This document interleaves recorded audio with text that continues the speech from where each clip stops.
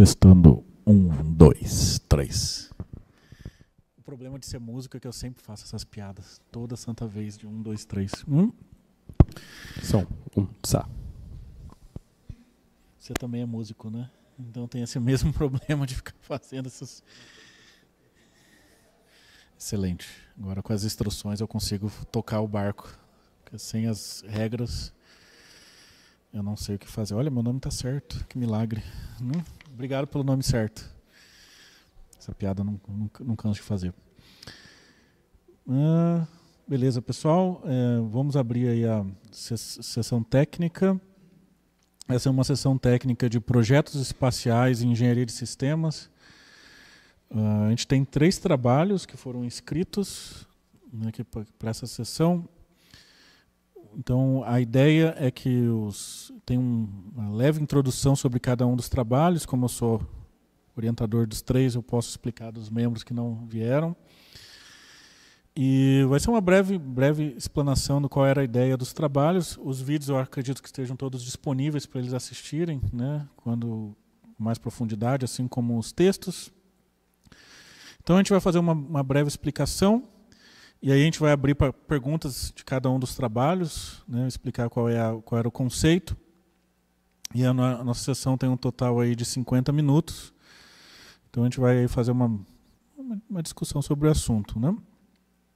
Então o primeiro trabalho que foi inscrito nessa sessão era o trabalho feito pela Jéssica Azevedo, por mim, Christopher Cerqueira, Luiz Eduardo Vergueiro Loures da Costa e a Lídia Shibuya. Era um trabalho intitulado Processo Sistêmico de Verificação e Validação do Subsistema de Controle e Atitude, o ADCS, do CubeSat Sport.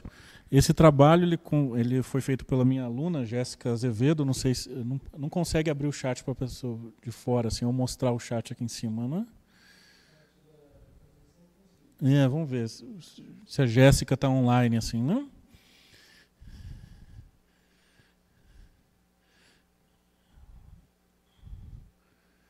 Vamos ver. Tá dando para ver? Não. Não. Bem, esse trabalho ele foi feito no contexto do Projeto Sport. O Projeto Sport é um projeto de parceria do ITA com a NASA e algumas universidades americanas, e a Jéssica ficou responsável por fazer a matriz de verificação do projeto. Então ela tinha que casar o corpo de requisitos com as atividades de verificação e validação e propor, o trabalho dela de mestrado é esse, e propor uma abordagem com engenharia de sistemas baseada em modelos para conseguir fazer essa verificação de maneira mais orgânica, né? Em geral, a engenharia de sistemas usa tabelas, faz no Excel mesmo a equivalência dos sistemas, assim, do que tem que ser verificado. E a proposta da Jéssica, que estava descrito nesse trabalho, é justamente os primeiros insights para fazer essa transição para modelos, de forma que ela pudesse apontar assim, tem esse requisito pode ser coberto por esse teste, esse teste, aí usa essa função do subsistema e com isso matar a verificação que ela chamou de processo sistêmico, de conseguir cobrir tudo daquele determinado subsistema de interesse. Poderia ter sido qualquer outro, a gente só escolheu o ADCS, que estava mais na mão aqui para ela.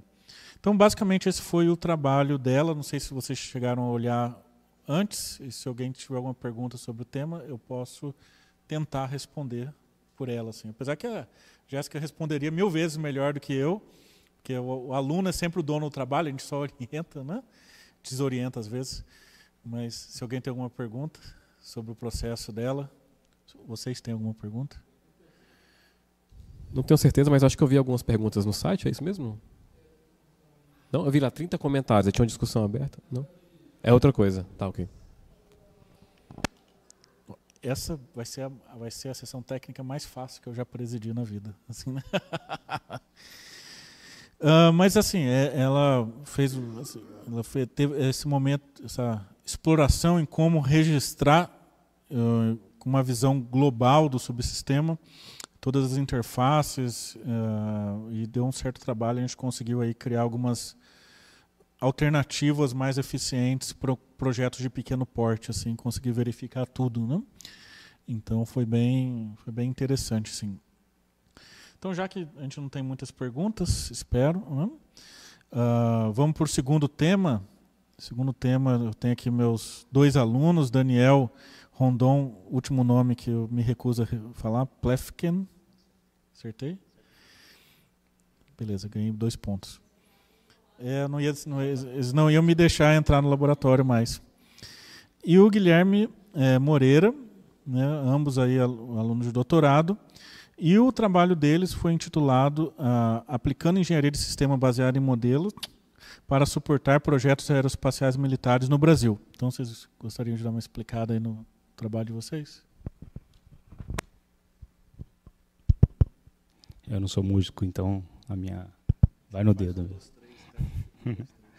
Boa tarde a todos. Eu vou passar rapidamente a explicação. Não sei se todos tiveram a oportunidade de ver o vídeo, né, que apresenta o trabalho.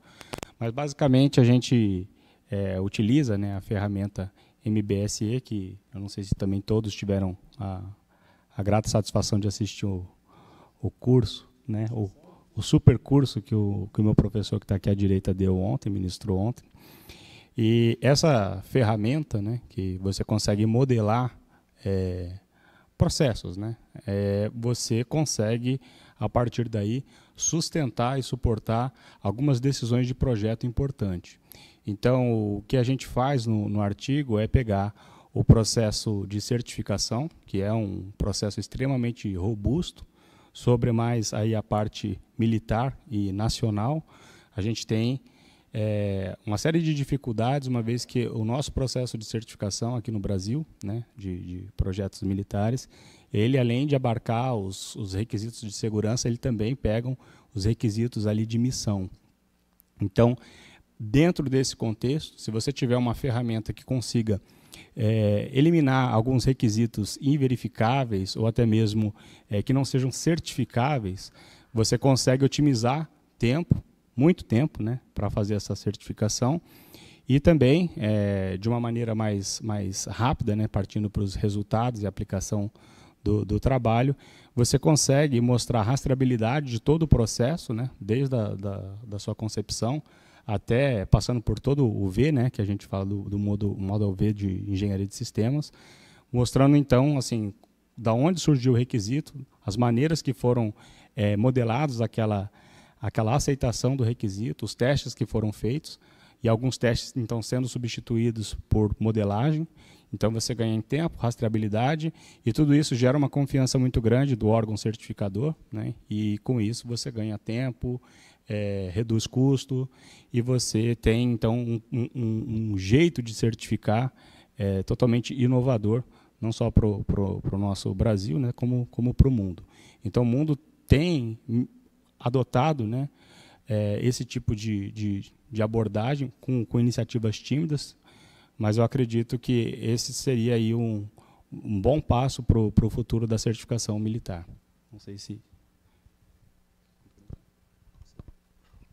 Boa tarde a todos.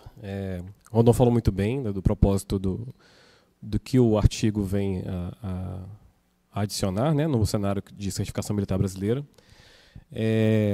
O processo de certificação robusto é uma palavra generosa, né, que ele utilizou, talvez seja um pouco de eufemismo. Ele é robusto sim, mas ele também é oneroso, né? É oneroso em termos de recursos humanos e em termos de recursos financeiros, né? E também de prazo, né? Então, é demorado fazer a certificação de um sistema, especialmente sistema complexo como uma aeronave militar ou outros sistemas de emprego militar, como pods de guerra eletrônica, né, bombas, enfim, todo tipo de aparato que vai na aeronave militar, né. Então, a gente segue aí, utilizando termos padrões de certificação, né, a ARP 4761, que é bem famosa, né, DO 178, que é bastante rigorosa na parte de verificação de software, né, tem lá 4 auditorias ao longo do processo de desenvolvimento, né, previstas. Então, esse robusto, na verdade, é pesado, né, para o desenvolvedor. E estamos aqui diante de uma mudança de paradigma, né? Documento, ok, ajuda muito na rastreabilidade, é importante, né? Existe até uma máxima na certificação que diz que o que não está escrito não está valendo, né? Então tem que escrever, né, para valer para a certificação. Porém, tem toda essa questão onerosa que eu pontuei no começo aqui da minha fala, né? Então, a modelagem de sistemas baseada em modelos, ela vem a auxiliar bastante, né, agilizar, vem contribuir especialmente na parte de rastreabilidade, né, quando você usa ferramentas tipo que o professor Christopher utiliza aqui no curso dele de Model-Based System Engineering, como Capella, né, você eventualmente faz uma alteração lá na arquitetura lógica, na arquitetura física, e se for necessário, o software automaticamente vai fazer alteração em todas as camadas do projeto, até nos requisitos. E se você fizer nos requisitos, ele também vai fazer no sentido backward, não tem problema nenhum. E isso facilita muito o gerenciamento de toda essa complexidade que é desenvolver um sistema como esse, né? Então, é uma economia muito grande de esforço, né? A comunicação entre o time de desenvolvimento melhora substancialmente quando você utiliza esse tipo de ferramenta, né? E a contribuição também pode permear até na forma com a qual se verificam os requisitos, né? Então, a certificação, eventualmente você vai ter que fazer ensaio em voo e coisas do gênero, só que se você tem uma ferramenta de modelagem, você já consegue fazer uma previsão do quanto aquilo pode custar. Eventualmente você vai descobrir falhas no seu modelo, vai poder corrigir antes de levar aquele equipamento para o ensaio real, né? E isso aí é uma economia inestimável para o desenvolvedor, né? E o impacto no final é que você vai ter uma certificação muito mais barata, cumprindo com o mesmo rigor, talvez até mais, né? Uma vez que você tem uma ferramenta automatizada que está fazendo aquilo, não pessoas. Imagina times diferentes tendo que atualizar informações distintas nos seus projetos, então a chance de dar erro num trabalho desse feito de forma manual é muito grande, né? Então, vem agregar bastante, tanto para a parte de desenvolvimento e, consequentemente, para a certificação dos produtos. Era isso que eu queria complementar. Muito obrigado. Excelente, obrigado, rapazes. Alguém tem uma pergunta? Pode.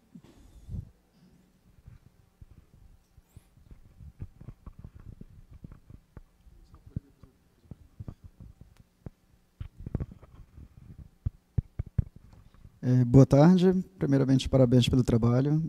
É sempre bem interessante ver esses trabalhos que têm uma aplicação, vamos dizer, não específica, né? Nasce sempre de uma situação específica, mas que realmente se mostra muito mais generalista, né? Principalmente para a força. E a minha pergunta, na verdade, é exatamente nesse sentido. Pelo que vocês falaram, essa é uma nova abordagem, uma nova metodologia que até mesmo mundialmente está iniciando ainda. Vocês vislumbram essa evolução e aplicação aqui no Brasil, não só em termos operacionais, mas também pelo mercado externo, por produtos civis e enfim, pela indústria de modo geral? Eu acabo de vir de um workshop no INPE a respeito de ferramentas e técnicas de automação, de teste, verificação e validação de sistemas, né? E eu assisti a uma palestra de um representante da Stellantis, que é um fabricante de automóveis, que utiliza Model-Based Test, que é uma variação, né, de gerir sistemas baseados em modelos, para fazer a verificação e validação de sistemas automotivos, né? Então, é uma coisa que realmente está se espalhando, e eu acho que é uma tendência mundial. Todas as indústrias devem aderir a esse tipo de abordagem de gerir de sistemas, porque não dá mais para trabalhar com papel, é inviável. É muito volume de documento, de informação. Os sistemas estão cada vez mais complexos e altamente integrados, então fica cada vez mais difícil gerir tanta informação, né? Eu e o Rondon, nós tivemos uma vivência num projeto modesto, mas muito importante para a Força Aérea, que é o sistema IFF Modo Quarto Nacional, né? Então, eu diria que num sistema, é um aviônico, né? Mas é bem pequeno comparado com a aeronave inteira, por exemplo. Já nesse projeto, tivemos muitas dificuldades de gerenciamento de configuração, né, de gerenciamento de requisitos, né? Então, assim, sem uma ferramenta automatizada de controle desse tipo de tópico, fica muito difícil conduzir um projeto dessa natureza. Obrigado. Só fazer um pequeno comentário modesto do ponto de vista de vocês, né? Mas eu trabalho com radares no DCE, então o modo 4 para mim é essencial.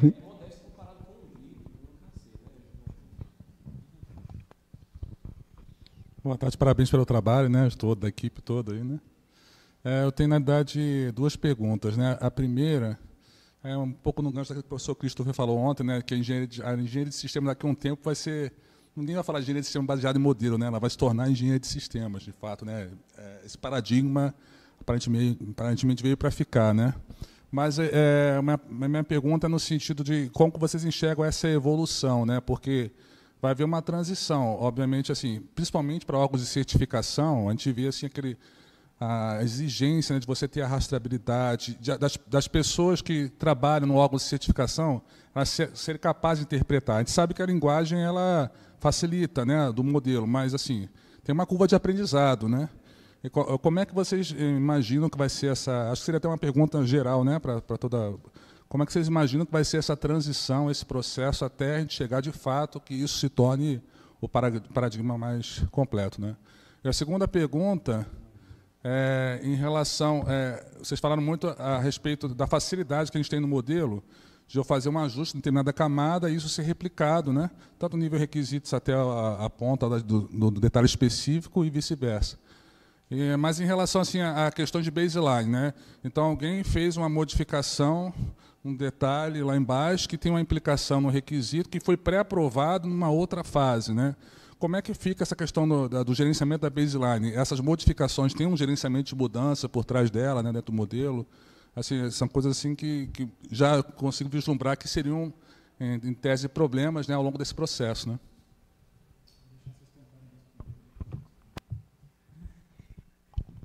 Vou responder então a primeira. Vamos por partes, né?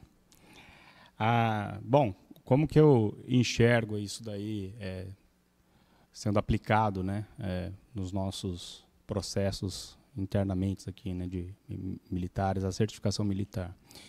Então, a gente tem avançado para a adoção de alguns modelos, né, que são muito parecidos com o modelo europeu. É um exemplo de delegação. Então, você pega a parte dos requisitos, né, de uma aeronave, por exemplo, de um projeto, e você delega a parte de verificação desse requisito para a empresa, né, para o detentor, então, do projeto em si. Então, essa parte dessa delegação, isso daí já tira uma carga grande, né, do órgão certificador. Esse é um primeiro step. E o segundo, e aí tem muito a ver com a minha intenção nesse doutorado, né, é você conseguir ajustar o nível de envolvimento do órgão certificador, de maneira que você consiga tratar requisitos, de fato, importantes e relevantes para o projeto, de maneira completamente diferente que você trata requisitos que não são tão, entre aspas, importantes. Então, a partir do momento que você faz essa primeira triagem, né, dos requisitos, você acaba tendo um arcabouço de requisitos, vamos dizer assim, fundamentais. Você consegue classificar os requisitos. E aí a certificação nossa, né, hoje, ela consegue trabalhar, entre aspas, aí por blocos, né? Então você tem, primeiramente, uma plataforma Green, que a gente chama, né? Que é onde sai o projeto, ele pode, a partir dali, entrar em serviço, e depois você tem a complementação, abarcando todos os outros requisitos. E é onde entra, então, a aplicação, né, da modelagem nisso tudo. Ele vai otimizar todo esse processo. Então, a partir da modelagem, quando você constrói um requisito, no nosso caso da Força Aérea aqui, lá no EMAER, você já consegue priorizar ali, pelas autoridades, quais são os requisitos que requerem uma atenção maior. E quando você coloca isso no modelo, você consegue fazer um formato de certificação onde as prioridades vão ser casadas conforme aquilo ali foi desenhado. Então, eu imagino que o futuro da certificação brasileira militar, né, vai caminhar mais ou menos para esse sentido. A gente conseguir fazer por etapas. Porque o processo de certificação, de fato, ele demora muito, né? A gente tem, a título de vários exemplos, né? O A400, por exemplo, na França, ele tem aí, não sei, 10, 15 anos. 10, 15 anos para certificar uma aeronave. Então, é um processo robusto, e aí acho que caberia até um outro paper, né, para explicar por que é tão robusto e por que é tão necessário, né? Então, indo direto ao ponto, né, a gente tem, de alguma maneira, né, que garantir a qualidade daquele produto, que vai estar levando as nossas vidas e, enfim, estão sobrevoando as nossas cabeças. Então, esse é o grande business, né, da certificação. E aí tem todos os outros lados que acho que realmente cabe para um outro momento. Já a segunda, eu vou passar, se o senhor tiver à vontade, senão eu... Beleza. Posso? Depois o senhor complementa. Então. A respeito da questão da implementação e rastreabilidade de todas as alterações, né, questão de aprovação de baselines que já estavam anteriormente aprovadas, existe, de fato, a necessidade de uma curva de aprendizagem, né, em relação a essas ferramentas. Né. Os times não estão preparados ainda não dá para chegar na empresa, soltar lá o software e agora, bom, pessoal, vamos fazer agora o projeto nisso aqui, né? Não dá para fazer isso. Então, atualmente, tem gente até terceirizando essa atividade, tem empresas especialistas em modelagem de sistemas, né? Talvez, eu não sei se algum dia o IFI vai precisar contratar esse tipo de serviço, ou se a gente vai especializar os nossos especialistas nesse assunto também, para poder cobrar da empresa, né, essa forma de conduzir o projeto. Mas, como todas as modificações ficam mais automatizadas, é mais fácil você voltar para a baseline e identificar só o que foi alterado, apresentar para as autoridades responsáveis pela aprovação e, enfim, né, gerenciar por exceção. É isso aí. Só complementar a resposta dos meninos aqui. Meninos, né? Vou responder a primeira pergunta que você perguntou sobre, basicamente sobre a capacitação para usar esse ecossistema. Né? Se fosse para ser engenheiro de sistema tradicional, eles já teriam que aprender. Assim, né? Já tem que aprender uma ferramenta, mesmo que cognitiva, de como trabalhar. O MEC, de fato, mudou a resolução dos cursos de engenharia para contemplar o pensamento sistêmico na graduação. Assim. Então, todos os cursos de engenharia do Brasil vão ter que ser adaptados para isso. E acaba que surge uma oportunidade desse tipo de abordagem ser ensinada em literalmente todos os cursos do Brasil. Virou obrigatório, assim, né? Como competência do egresso do curso de engenharia.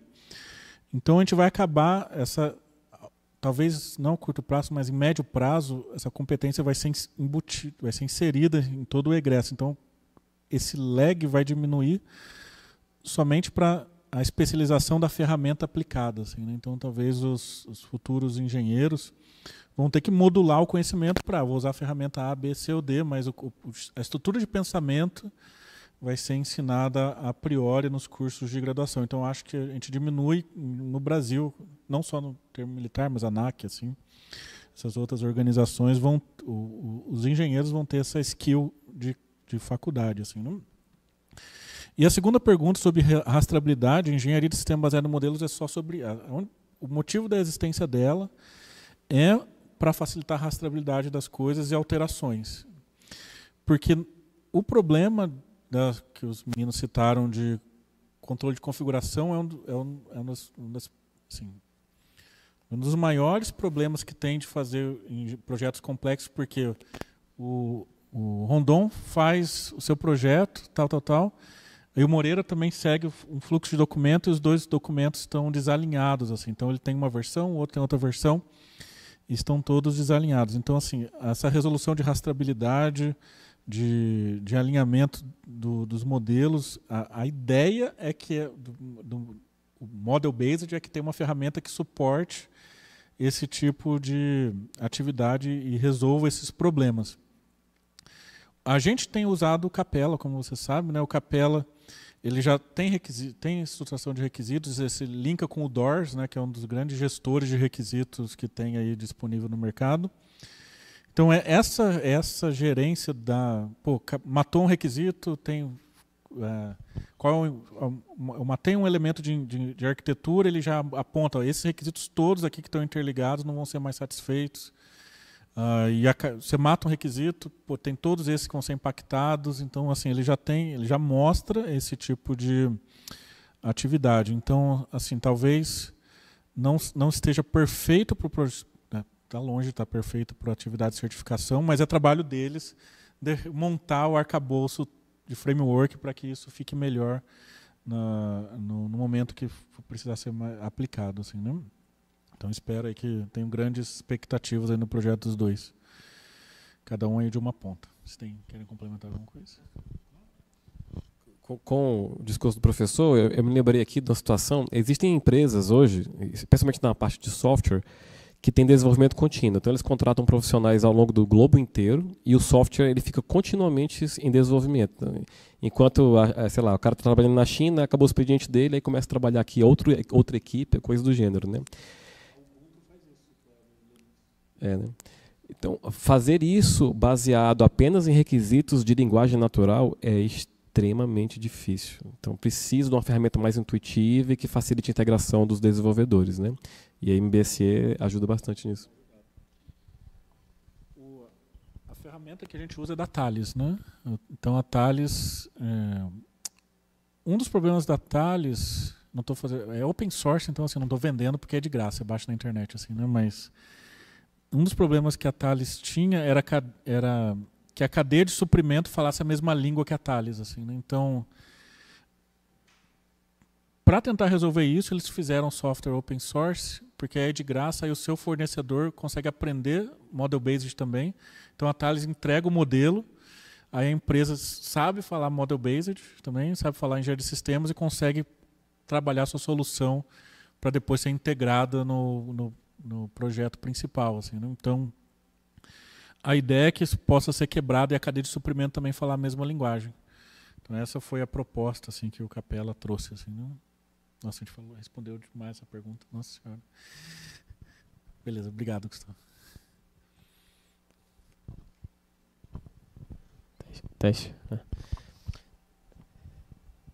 Não, aproveitando o gancho que o senhor falou do ensino do pensamento sistêmico nas universidades, na graduação, como gerenciar o risco desse ensinamento não ser um pensamento sistemático, e sim um pensamento sistêmico? Porque eu acredito que na engenharia é até natural que se haja mais um pensamento sistemático do que sistêmico, por vezes. Como seria a gerenciamento desse risco, aproveitando o gancho do que o senhor falou? E aí, a respeito sobre os paradigmas que a gente está buscando sair de um paradigma document-based, né, para um paradigma model-based. E eu deixo a pergunta, né? Será que necessariamente o paradigma document-based ele vai ser extinto com o model-based ou eles devem existir, eles devem coexistir, né? Eles entregam valor de formas diferentes para diferentes stakeholders? Fica a pergunta também. Fora do tópico do artigo, mas... Tá. Em termos de... É o comentário que eu sempre falo, assim, existe model-based mechanical engineering? Existe model-based electrical engineering? Só porque eu uso AutoCAD ou uso Spice para fazer engenharia eletrônica? Não existe. Então, é o amadurecimento da engenharia até uma formalização de linguagem. Assim, né? Então, a engenharia de sistemas, talvez, junto com a engenharia de software, seja uma das engenharias mais novas. E ela está passando por esse amadurecimento de linguagem. E, com isso, corre o risco do educador da área ensinar o paradigma, talvez, da maneira não mais alinhada como a academia coloca, e é um risco que tem. Assim, como vai ser obrigatório nas universidades, corre com certeza o risco disso ser mal ensinado. O ITA está tentando mitigar fazendo curso no Coursera para poder servir de baseline para todo mundo. Mas assim, precisa ter um pouquinho mais de fôlego para conseguir fechar essa atividade. Mas é um risco real que existe. E assim, mitigar, não sei assim, como. Porque vamos dizer, quem é o principal polo de educação de engenharia de sistemas do Brasil é o INPE. E de todos os formados de engenharia de sistemas que foram para a academia, eu não conto em uma mão, assim, né? De todos que são professores de engenharia de sistema em universidades, assim. Então não tem uma mão de professores, assim, né? E são o quê? 400, sei lá, mais deve ser quase 800 universidades no Brasil, assim. Então, entre público e privado. Então, só para você ter uma ideia, o principal centro não tem 5 professores que dão aula aí nos grupos. Então é uma coisa, é uma preocupação coerente de existir. A gente vai ter que conviver com um drift da definição que faz parte. Talvez culturalmente ela vai ser sendo adequada. E então, assim, é isso, assim, basicamente. Não tenho. Pode, claro. Teve outra faceta da pergunta do Lugulo relacionada à questão se a gente vai manter os 2 paradigmas, né, por um tempo. Sobre isso, eu me lembrei que as ferramentas de Model-Based System Engineering, a maioria delas consegue, baseada no modelo, fazer um output num documento de linguagem natural. Então, por hora, talvez seja possível sim manter, né? E eu espero que no futuro as agências de certificação não cobrem mais essa parte de papel e a gente possa só receber os modelos e validar baseado nisso. Mas requisito escrito nunca vai acabar. Assim uma outra dificuldade do requisito escrito é que ela depende muito de quem está ali escrevendo o requisito, né? Espera-se que um time faça isso, mas às vezes não acontece, né? Na palestra de hoje que eu assisti do cara da Stellantis, ele estava falando sobre esse problema, né? Não os requisitos maiores, os de alto nível, porque ele realmente é feito esse trabalho, mas conforme você vai fazendo o desdobramento do projeto, os requisitos de subsistemas ou de componentes ficam a cargo de times, às vezes até um especialista apenas.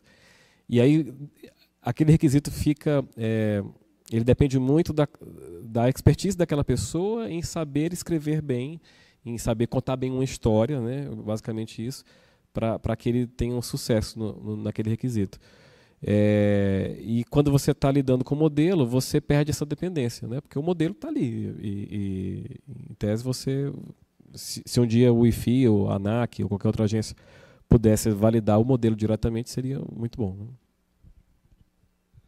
Deixa eu só dar um exemplo real, né? Porque eu acho que essas coisas vão se ajustando conforme a vida vai se mostrando, né? Então, acho que não tem problema nenhum aqui falar, eu vou citar o exemplo do KC390, né? Terminado o processo de certificação, né? Meu chefe me chamou lá na sala, Rondon, acabou aí o processo, né, da entrega da primeira aeronave, mas eu queria mostrar o volume de trabalho, né, que deu tudo isso, até para o pessoal poder reconhecer. Tem como você imprimir lá Aí eu fui para minha sala e fiquei pensando, né, todo o trabalho, né, aí todo é todo, né? Aí eu passei para a equipe, ele dava para encher a sala do coronel, né?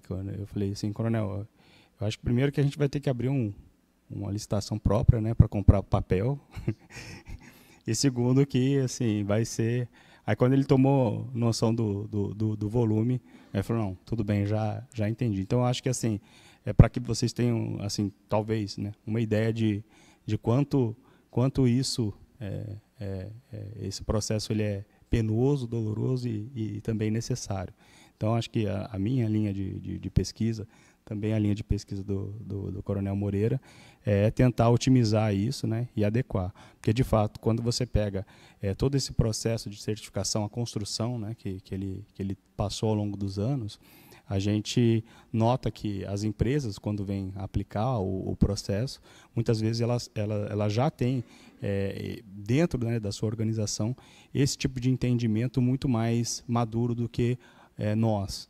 Então, essa adequação é o que a gente está tentando fazer aqui para tornar, né, a gente um país, talvez, que tenha mais celeridade nesse tipo de processo. Assim, a minha opinião sobre isso é que eu acredito que eles vão coexistir ainda por muito tempo, mas do atômico para o geral, né? Vai ser bottom-up, né? Eu acho que quanto mais no elemento mais atômico, ele vai deixando de existir até o nível... Eu acredito que no nível mais alto, eu acho que nunca vai deixar de existir, né?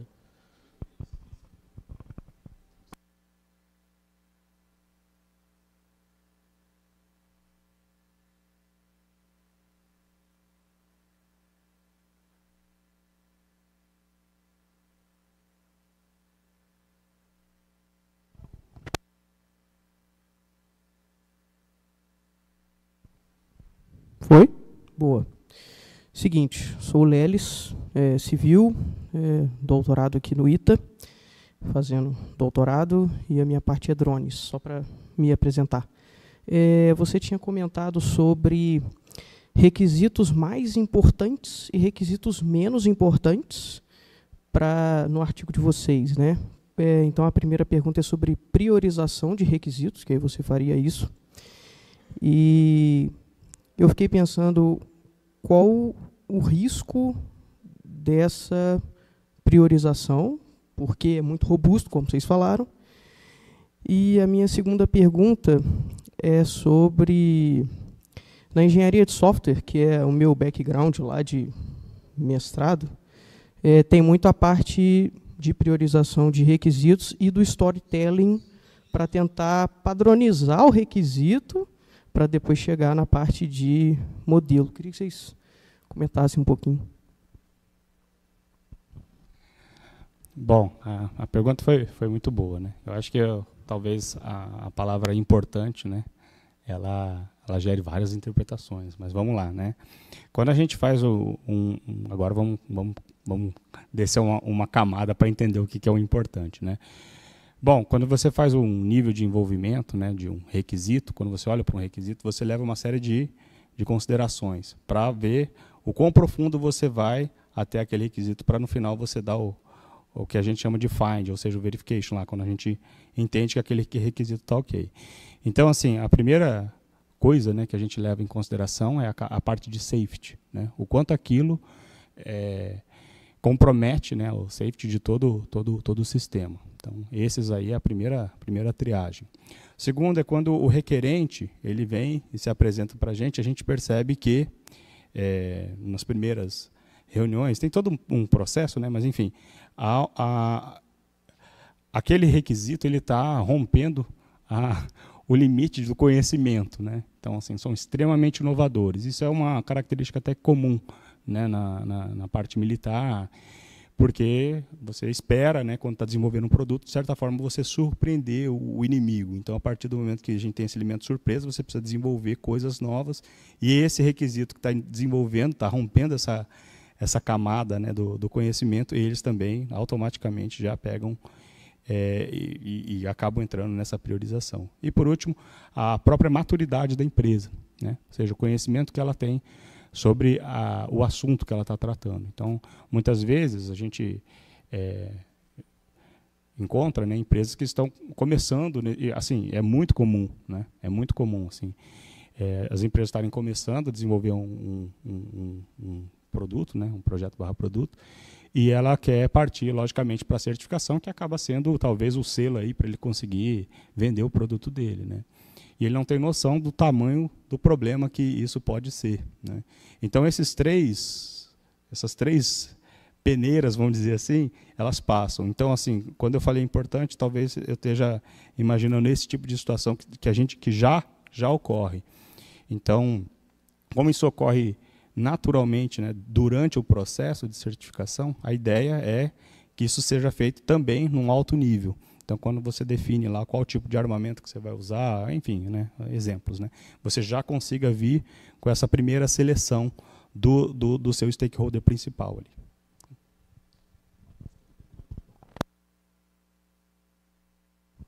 Além dessas três que o Rondon comentou, existe uma também que é curiosa, né? Justamente pelo caráter inovador dos produtos, né? Eventualmente a indústria está à frente da agência que está certificando aquele produto, né? Os especialistas da indústria têm maior conhecimento sobre aquele assunto do que os especialistas. E aí a agência de certificação ela quer conhecer mais daquela tecnologia e aí ela pede um envolvimento maior justamente para ela poder criar esse conhecimento.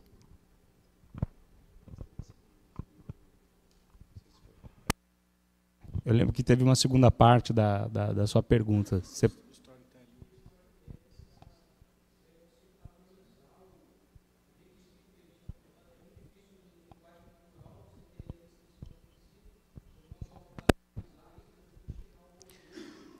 Quando você utiliza esse tipo de ferramenta, você acaba padronizando porque ela tem toda uma sintaxe, né? Tem toda uma padronização, e aí fica mais difícil da pessoa que está ali responsável desviar disso, entendeu? Então fica mais fácil de gerenciar, sim.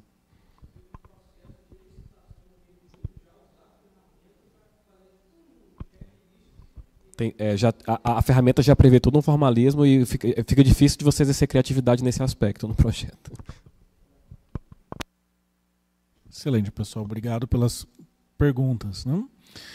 Vamos aí para o terceiro trabalho, né? O terceiro trabalho foi feito pela Carline Manchin, né? E por mim, Cristo Cerqueira. O título foi Using Model-Based System Engineer to Create a Triple Channel Cognitive Concept of Operations, né? Usando engenharia de sistema baseada em modelos para criar 3 canais cognitivos para descrever conceitos de operação, né? Infelizmente ela não pôde comparecer, né, porque ela está trabalhando na Boeing agora, mas o processo dela é que, assim, geralmente a gente faz conceito de operação com 1 ou 2 canais cognitivos, e não é, por incrível que pareça, não é tanto um trabalho de engenharia, é quase um trabalho de neurolinguística, porque a gente, como ser humano, a gente tem 2 canais principais, um que é o canal de ver figuras, né? Então a gente vê uma figura e a gente consegue identificar o que aquela figura representa, e o outro é a leitura textual. A gente lê uma frase, reconhece o que aquela frase está escrita, e a gente consegue capturar a essência do que está lá. Uma palavra depois da outra, forma uma sentença e a gente reconhece aquela palavra e a gente captura cognitivamente o que aquela sentença quer dizer. A mesma coisa a gente faz com as imagens. E tradicionalmente os conceitos de operação são feitos dessa forma. Você ilustra, storytelling é um exemplo, né? Você ilustra um cenário, né, e descreve esse cenário. São as 2 maneiras que a gente costuma tradicionalmente trabalhar, né? E a Carline questionou esse status quo de ter só esses 2 canais e falou assim, por que a gente não usa engenharia de sistema baseada em modelos para descrever uma outra visão desse conceito de operação, que as pessoas tradicionalmente vão lá, desenham, né, ou ilustram ou dão print screens de alguns cenários, tal, faz aquelas até meio, algumas diagramações até um pouquinho meio infantis, mas representam, e escrevem texto. Por que será que a gente não pode usar modelos, já que a gente está querendo evoluir para engenharia de sistema baseada em modelos? Então o trabalho dela foi nessa linha e propôs que por que a gente não usa o diagrama de sequências, que é um diagrama que conta uma história, né? O diagrama de sequência conta uma história, assim como o conceito de operação, ele conta uma história da operação. E a proposta do trabalho dela é falar assim, beleza, então se minha figura representa esses itens, o meu texto também tem que ter essas mesmas palavras-chave e o meu modelo tem que ter essas mesmas informações, e como se fosse feitos gêmeos digitais do conceito de operação. Assim, então estão todos casados juntos, né? Então a proposta dela, que a gente até está trabalhando um pouquinho mais de tempo, foi amarrar esses gêmeos de informação do conceito de operação, de forma que fique mais claro para o público a dinamicidade que ela interpretaria vendo a figura e preenchendo mentalmente as lacunas de transição de uma figura para outra, ou pensando como que o fluxo aconteceria temporalmente pela leitura do texto. Por que não ver por um diagrama que representa a mesma coisa e conta essa história? Então o trabalho da Carline foi em cima de conseguir mostrar que existe essa ligação e que é possível usar pelo menos alguns dos modelos de engenharia de sistema baseado em modelos para fazer essa representação, né? Então esse foi o trabalho que a Carline aí aplicou, né? Alguém teria alguma pergunta sobre... Tem várias perguntas, pode perguntar, Igor. Leva o microfone. É bom que sua banca daqui 2 semanas, pergunta aí. Vou me lembrar disso. Orientador sempre tem dessas. Tem algum processo que ela sugere, ou que vocês pensaram, para definir quais são os fatores que entram ou não nesse no CONOPS e definindo o processo? Não, o trabalho dela não foi sobre CONOPS, foi sobre semelhanças de representação, assim, né? Então ela não entrou no mérito de elementos de um conceito de operação, mas que existe um canal cognitivo a ser explorado para o entendimento da informação, né? Ela não olhou nesse ponto de vista de maneira nenhuma, assim. Ela só olhou. Por isso que eu falei que é um pouco neurolinguístico, assim, porque é olhar como que a informação é capturada por um canal. A gente ainda vai propor experimentos, né? Como um canal olhado só textual, um canal olhado diagramático e um canal olhando um modelo. E é o mix entre eles para a gente conseguir dimensionar o quanto de informação a pessoa consegue reter daquela conjunto de assertivas, ou conjunto de figuras, ou conjunto de modelos. Assim. É bem assim, a relação humana com a informação. Assim, né? Porque também a gente está no loop. A gente tenta automatizar, mas a gente está no loop de descrição. Assim, não adianta. Né? A gente não consegue fugir. Excelente. Obrigado pela pergunta. Pergunta? Ninguém pergunta? Que triste. O professor gosta de pergunta. Né? Excelente, pessoal. Deixa eu ver quais são os procedimentos para encerrar a sessão. Indicar o nome dos autores de cada trabalho. Beleza, excelente. O primeiro trabalho foi feito pela Jéssica Azevedo, por mim, Christopher, pelo professor Luiz Eduardo Loures Vergueiro da Costa, pela Lídia Shibuya. O segundo trabalho foi feito pelo Daniel Rondon Plefken. Guilherme Moreira, não sei, eu sei que é Bendini, né? Não sei. Nunca sei falar. Meus alunos com nome mais complicado que eu. Meu nome, Cristo Cerqueira. E o terceiro trabalho foi feito pela Carline, pior ainda, de Gregory Mantian, e por mim.